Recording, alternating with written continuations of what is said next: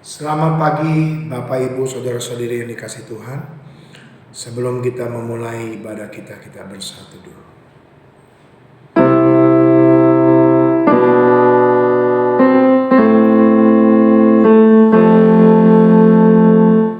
Diam, ketahuilah aku ini Allahmu.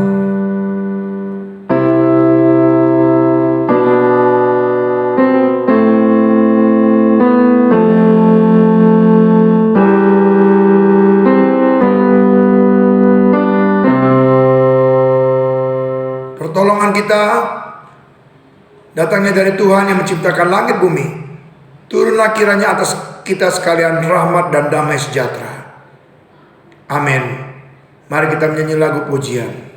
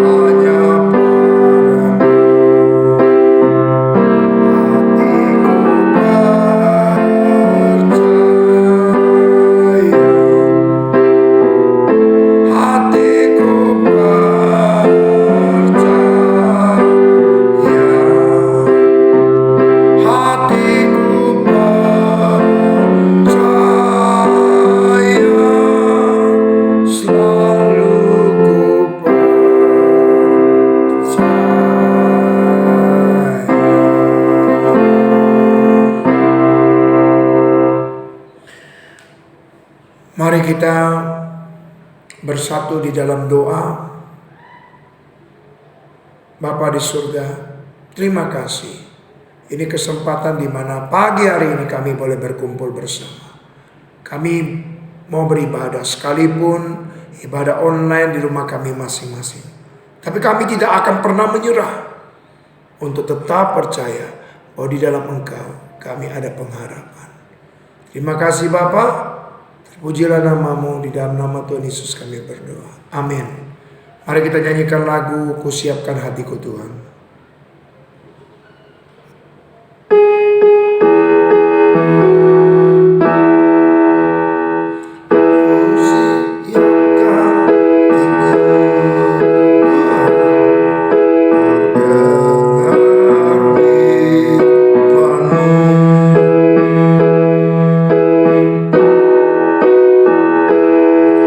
Siapkan hatiku Tuhan,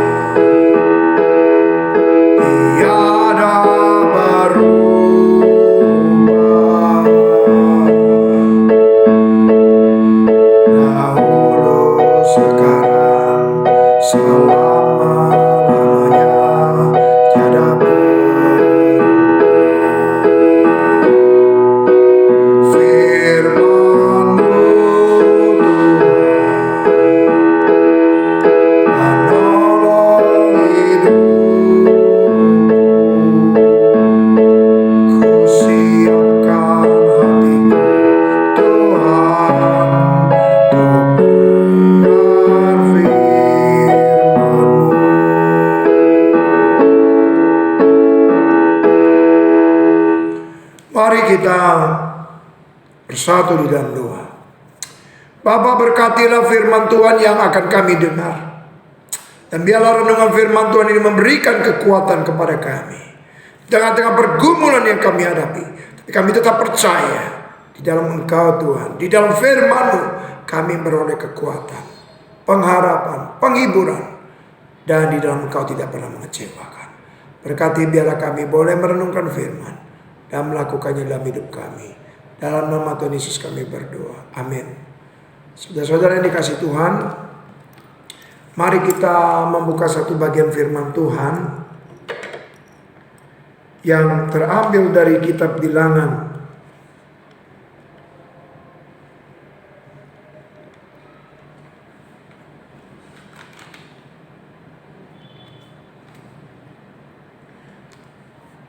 Kitab Bilangan pasal yang ke-13 ayat 17 sampai dengan ayat yang ke-33. Demikianlah firman Tuhan. Maka Musa menyuruh mereka untuk mengintai tanah Kanaan, katanya kepada mereka, pergilah dari sini ke tanah Negeb dan naiklah ke pegunungan dan amatilah bagaimana keadaan negeri itu, apakah bangsa yang mendiaminya kuat atau lemah, apakah mereka sedikit atau banyak, dan bagaimana negeri yang didiaminya, apakah baik atau buruk, bagaimana kota-kota yang didiaminya, apakah mereka diam di tempat-tempat yang terbuka atau di tempat-tempat yang berkubu, dan bagaimana tanah itu, apakah gemuk atau kurus, apakah ada di sana pohon-pohonan atau tidak. Tabahkanlah hatimu dan bawalah sedikit dari hasil negeri itu. Waktu itu ialah musim hulu hasil anggur. Mereka pergi ke sana lalu mengintai negeri itu, mulai dari padang gurun Zin sampai ke Rehob, ke jalan yang menuju ke Hamat. Mereka berjalan melalui tanah Negeb lalu sampai ke Hebron. Di sana ada Haiman, Sesai dan Talmai, keturunan Enak. Hebron didirikan 7 tahun lebih dahulu dari Soan di Mesir. Ketika mereka sampai ke lembah Eskol, dipotongnya mereka di sana suatu cabang dengan sepandan buah anggurnya. Lalu berdualah mereka menggandarkannya. Juga mereka membawa beberapa buah delima dan buah ara. Di tempat itu dinamai orang lembah Eskol karena tandan buah anggur yang dipotong orang Israel di sana. Sesudah 40 hari pulanglah mereka dari pengentaian negeri itu dan langsung datang kepada Musa, Harun dan segenap umat Israel di Kadesh di padang gurun Paran. Mereka membawa pulang kabar kepada keduanya dan kepada segenap umat itu dan memperlihatkan kepada sekaliannya hasil negeri itu. Mereka menceritakan kepadanya, kami sudah masuk ke negeri itu. Kemana kau suruh kami? Dan memang negeri itu berlimpah susu dan madu. Dan ini hasilnya. Hanya bangsa itu yang diam di negeri itu kuat-kuat dan kota-kotanya berkubu dan sangat besar. Juga keturunan Enak telah kami lihat di sana. Orang Amalek diam di tanah Negeb, orang Het, orang Yebus dan orang Amori diam di pegunungan, dan orang Kanaan diam sepanjang laut dan sepanjang tepi sungai Yordan.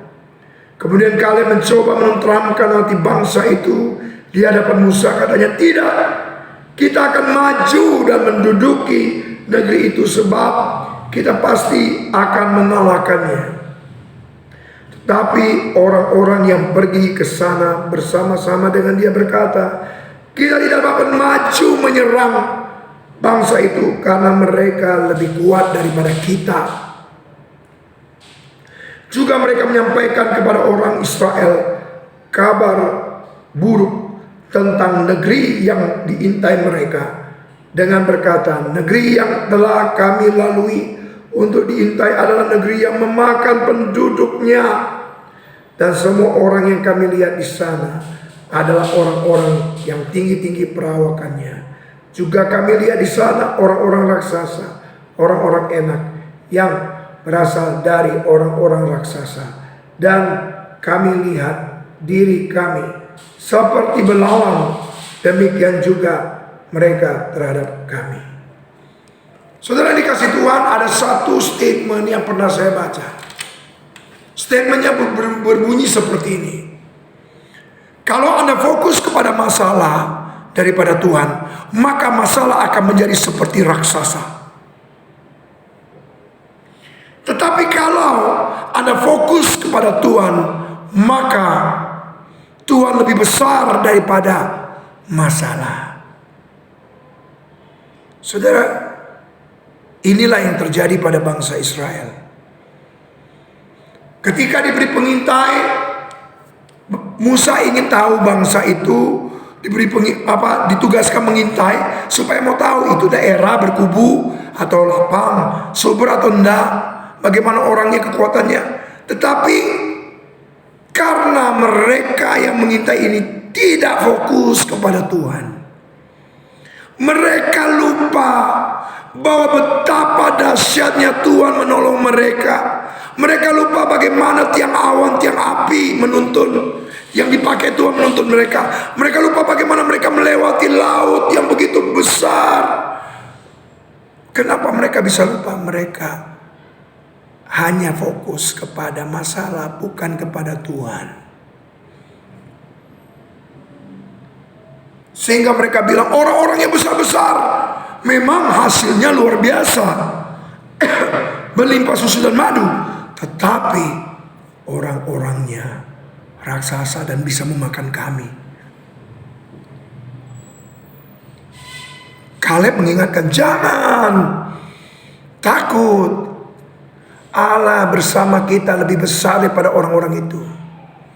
Saudara, hari ini di tengah-tengah masa-masa kesulitan, Anda mau fokus kemana? Fokus kepada kesulitan atau fokus kepada Tuhan? Kalau kita fokus kepada Tuhan, tentu masalah akan kelihatan lebih kecil dari Tuhan. Tapi kalau kita fokus kepada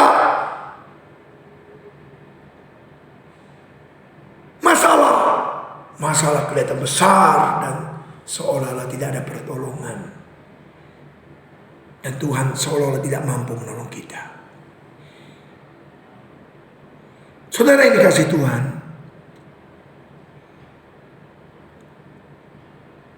di dalam hidup mengikuti Tuhan, jangan pernah bermimpi kita menghentikan masalah. Masalah seperti gelombang laut. Anda tidak bisa menghentikan gelombang laut, tapi Anda bisa belajar selancar di atasnya. Hari ini kita mau belajar bagian firman Tuhan ini, supaya kita diingatkan kembali. Stop untuk berkata-kata negatif. Stop untuk fokus kepada masalah. Stop untuk mengandalkan kekuatan manusia. Stop untuk apa? Untuk stres, depresi terhadap masalah yang di luar kendali kita. Masalah akan tetap ada, pergumulan akan tetap ada, tetapi imanilah bahwa itu semua Allah izinkan supaya kita percaya bahwa Tuhan lebih besar dari masalah kita. Hari ini tangan Anda mau membuat masalah seolah-olah menjadi raksasa dalam hidup Anda, atau Tuhan menjadi lebih besar dari masalah Anda? Pilihan di tangan Anda. Ingat Filipi 4 ayat 13 berkata, segala perkara dapat kutanggung di dalam Dia yang memberi kekuatan kepadaku. Hari ini apa masalah Anda? Sakit penyakit, kesulitan ekonomi, orang yang menuntut Anda di pengadilan secara hukum, atau Anda yang saat ini sedang terikat dengan hutang, atau hari ini ada anak Anda yang terikat narkoba, atau hari ini Anda dipecat, atau hari ini Anda sedang mencari pekerjaan dan pekerjaan sepertinya tidak ada untuk Anda. Jangan fokus ke masalah, fokus ke Tuhan. Ketika Anda fokus ke Tuhan, percayalah, masalah akan kelihatan kecil dan Tuhan akan kelihatan besar. Dan sebentar lagi Tuhan yang akan membuat masalahmu jadi jalan keluar, jalan buntu menjadi pintu, hal yang mustahil menjadi mukjizat. Kita berdoa. Terima kasih Tuhan untuk firman-Mu. Kami sudah mendengar firman-Mu, biarlah firman-Mu boleh menguatkan kami. Dan di tengah-tengah pergumulan kami boleh kuat. Dalam nama Tuhan Yesus kami berdoa. Amin. Mari kita nyanyi satu lagu pujian, Saat Ku Tak Melihat Jalan-Mu.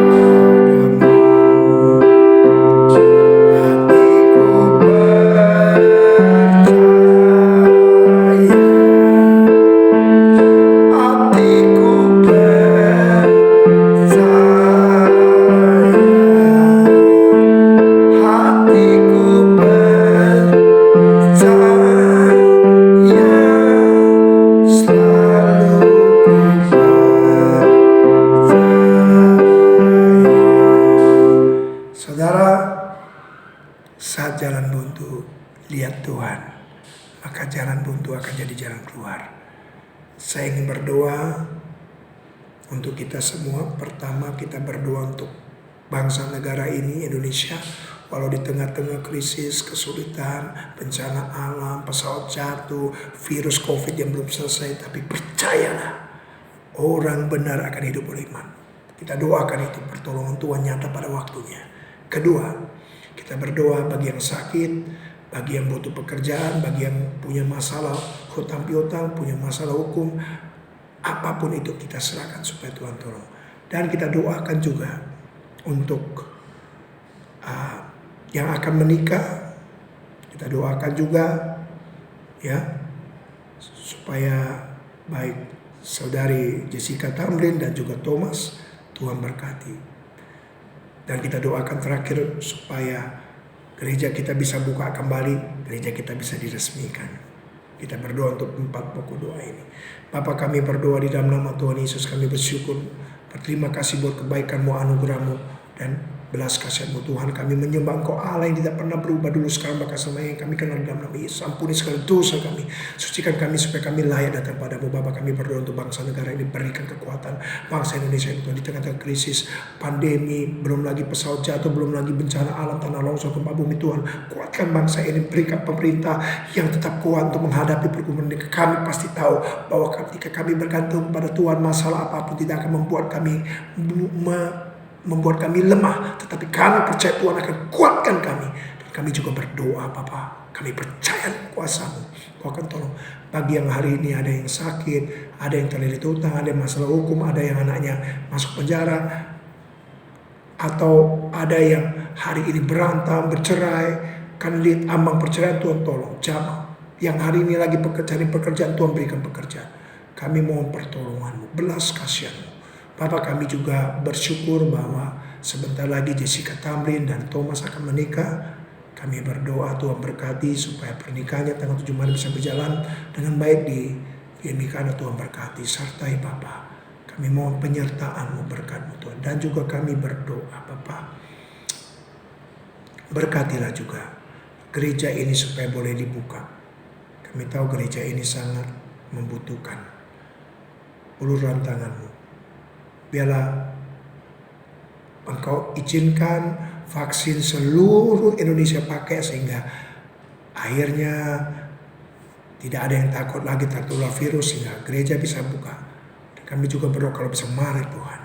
Dan kami berdoa juga tolong supaya gereja ini GMIKANA bisa diresmikan. Kami mohon pertolongan. Terima kasih Bapak. Kami bawa seluruh pergumulan kami ke dalam tangan-Mu, Tuhan yang akan memberkati menolong. Kami mau berdoa seperti Tuhan ajarkan kepada kami doa Bapa kami. Bapa kami yang di surga, dikuduskanlah nama-Mu, datanglah kerajaan-Mu, jadilah kehendak-Mu di bumi seperti surga.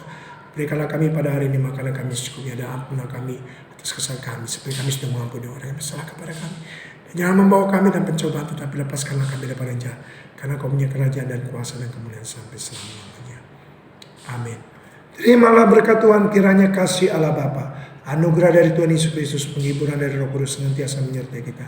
Mulai dari hari ini, besok, bahkan sampai selama-lamanya. Amin.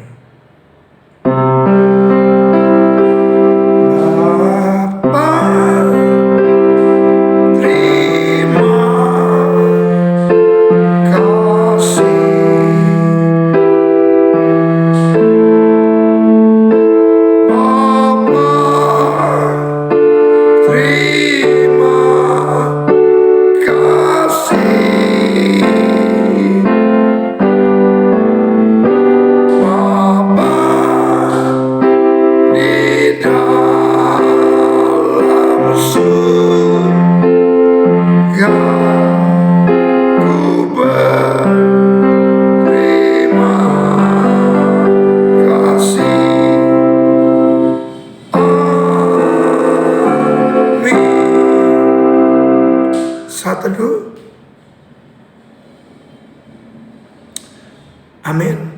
Saudara, pengumuman kita